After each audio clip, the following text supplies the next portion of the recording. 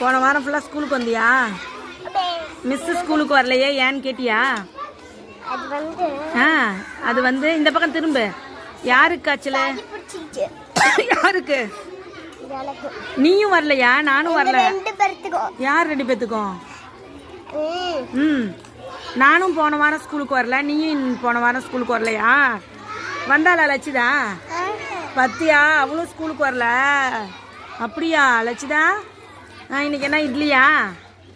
அப்படியா? கொடுக்குறா பாரு, வாங்கிக்கோங்க.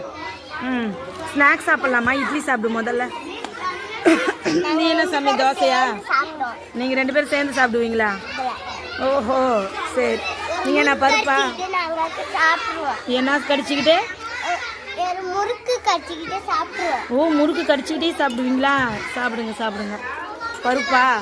Very good. நீங்கள் சாமி? தக்காளி? நீங்கள்